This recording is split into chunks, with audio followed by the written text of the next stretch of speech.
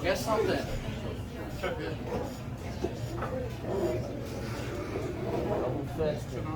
Addison forgot something, buddy. It's in the way your alcohol, my bad. Yes, it is. Ladies and gentlemen, let's give it up one more time for Ike Velez and the Rehoboth Ale House for hosting us here tonight. Thank you. How are we all feeling tonight? How's it going? I can't believe it, folks. June is almost wrapping up. We are over halfway through the year. And I ain't got nothing to show for it. Seriously. All I got going for me is that my New Year's resolution is going really well. My New Year's resolution was to lose weight. And seriously, talk to me after the show. I'm losing it by the ounce, but with enough heads up, I can lose it by the quarter pound. No problem. We culture's changed a lot since I was a kid.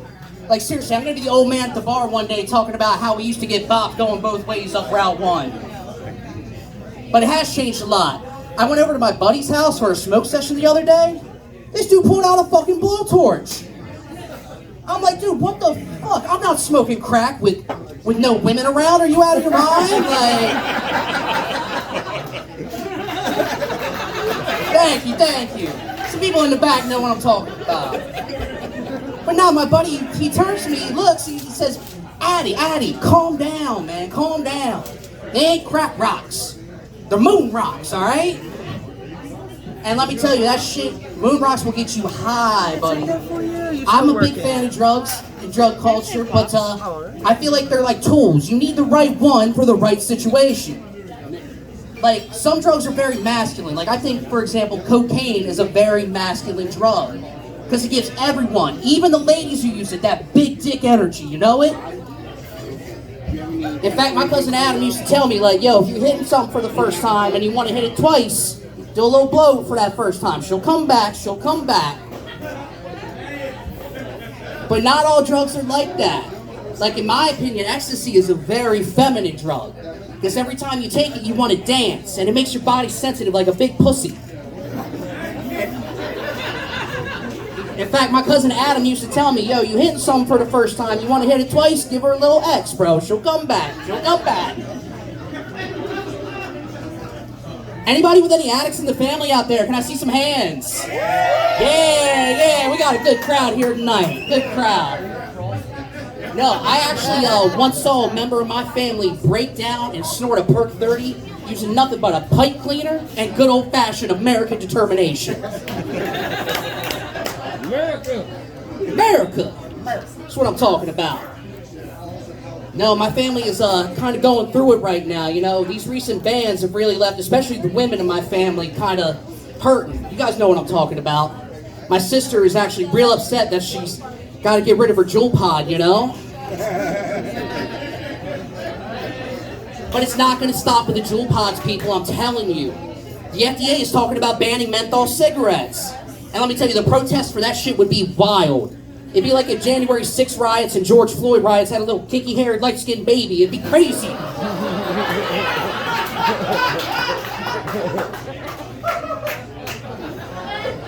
And you know, I never really got why, like, especially right-wingers were so upset about the George Floyd riots. I mean, think about it. A group of Americans coming together to protest an over-militarized police force. That's the most patriotic shit I've heard of since the OKC bombing, for real. Oh, shit! Wow. Sorry for, what was it, Koopa Loop or something like that? Like, my bad, bro, I didn't mean to do it. And now abortion's a hot topic, and I don't really get this one either. I think I can convince anyone to be pro-abortion. Seriously, if you want to convince someone to build more abortion clinics, take them through a little stroll through a methadone clinic. There are a lot of people in there who should have caught the dirt devil in that first trimester. For real.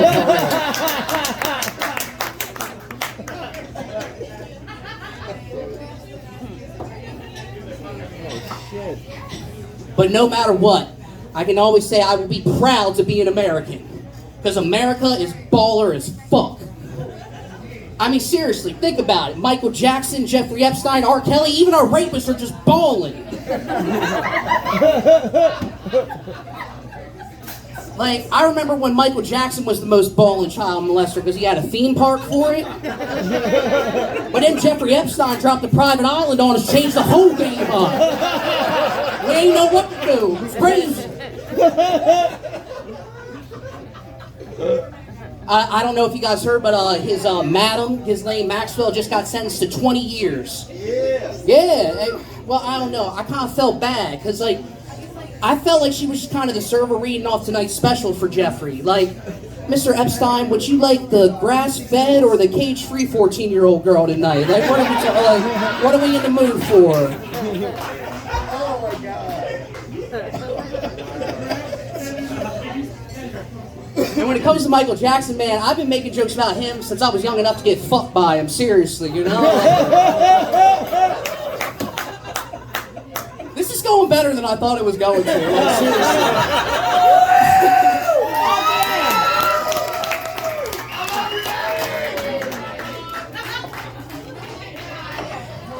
No, I mean, I'm a big believer in innocent until proven guilty. So, like, the Michael Jackson thing's weird for me. I'm just saying I'm not going to let the motherfucker babysit is all. I mean, that's all. But, like, I don't know, man. Like, I really feel bad for the Catholic kids. Definitely, like, we know what happened there. Like, just think about it. All they got out of that was a little dry cracker representing Jesus and a shriveled cock representing the Pope. And then they go home, ass all sore, and have to hear some kid bitching on the news about taking a dick after riding a Ferris wheel and meeting MJ's chin. Fuck that, that's bullshit.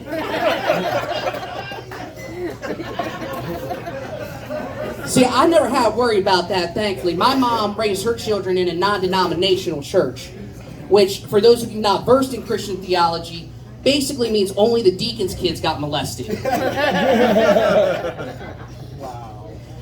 I'm real proud of my family. My mom actually became an ordained minister, if you could believe that.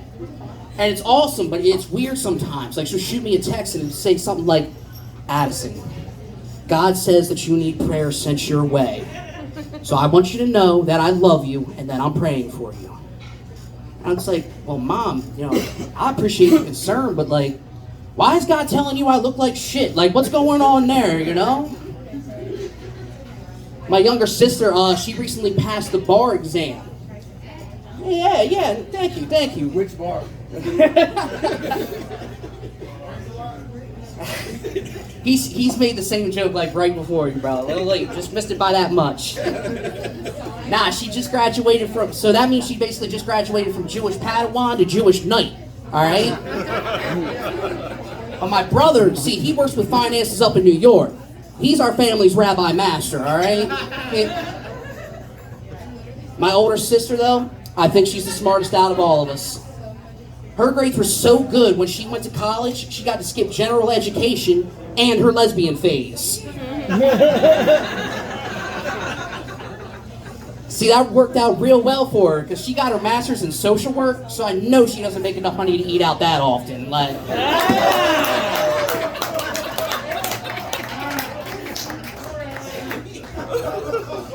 Wow. Pause.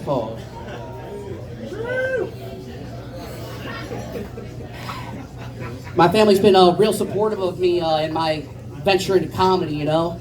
I'll never forget when my dad found out, in fact, he called me up. I could hear the excitement, almost like panic in his voice. And he says to me, son, is it true what your mother's telling me? Are you really trying your hand at stand-up comedy? And I was like, well, yeah, Dad, like, I'm having fun. And, you know, some people kind of think I'm good at it. And all I hear on the other end of the line is, God damn it, boy, can't you just be gay or something? Like, what? My grandfather and I have been getting real close. And it really all started during quarantine, you know, during COVID times. You see, he's an old school hippie. I'm like a millennial burnout. But the first time he ever experimented with drugs around me was when I took him to Walgreens for his first round of the Moderna vaccine. You never know how that one's going to go. Some crowds really like that. This one's kind of like, I got my boosters. I don't know if I like that one, Addie. Anybody out there missing quarantine yet? Anybody missing COVID times? Yeah, no, for real. Free money. 100%. Like, I went grocery shopping the other day and got real nostalgic. I was in line for 20 minutes, people. Like, I miss when I could just clear my throat a couple times and watch everyone scatter like a bunch of bitches, you know? And I miss the ads we used to get, you know? Because they made you feel like they were doing something more than selling you something. Like I remember the one, it's like, stay strong, stay safe, buy a Chevy. And to be honest, I kind of miss masks, you know? Or maybe not masks so much as the anonymity. Because I got kicked out of 2 stores I still shop at and 3 bars I still drink at, including this little place downtown called the Rehoboth Ale House, you know?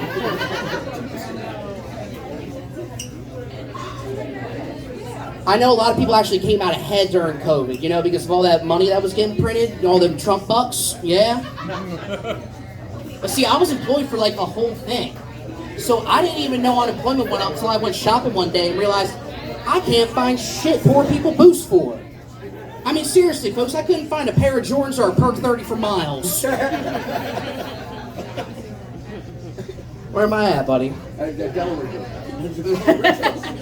Time-wise. 3? Damn, what do I gotta do? A little dance or something?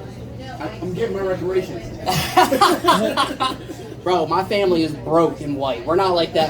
There's no estate in my family, I can tell you that much. That's your fault. I'm 28 years old. What's up with that energy? Fuck. Alright. Folks, I think that's all I got for you tonight. My name's Addison Pittman. I hope you enjoyed everything. Let's give it up one more time for the Ale House. A night for Les, please.